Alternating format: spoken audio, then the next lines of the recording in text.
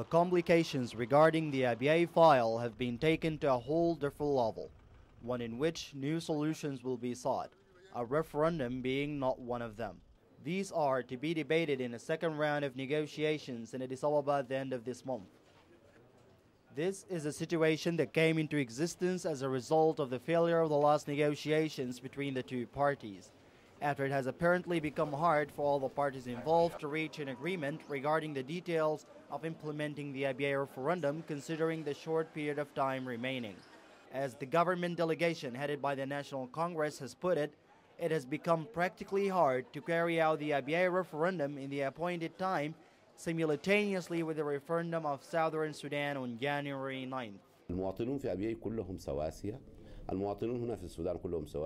The citizens in Abyei are all equal. All of the citizens of Sudan are all equal. It was evident in the elections that were held last April. So the citizens of Abyei are the ones who are entitled to vote and to decide the fate of Abyei and whether it would remain a part of Sudan, a part of Northern Sudan or Southern Sudan or not. That is something which is left for Abyei to cast its vote on.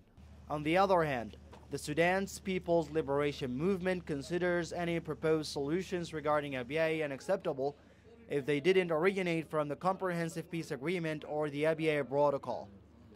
The solutions as such are seen as if its governing partner is backing from the agreement, affirming at the same time that the Abyei referendum should be held on the time agreed upon. The process of the referendum is supposed to be held on January 9th, 2011, both in Abyei and in Southern Sudan.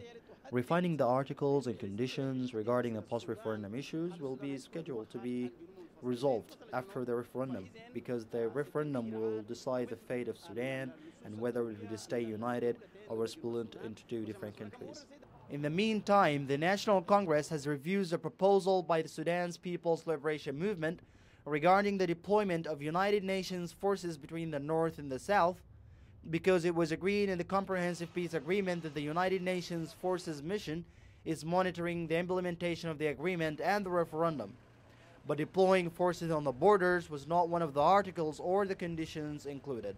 Despite the raging dispute around the issue of Abyei and the borders, the last meeting between the first Vice President Salva Kiir and Vice President Ali Usman Taha and their talk about participation in the upcoming negotiations about Abyei in Addis Ababa offers more than one reason to be optimistic.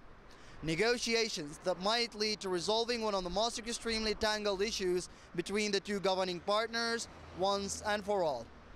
Ahmed Saeed, Al Khurtum.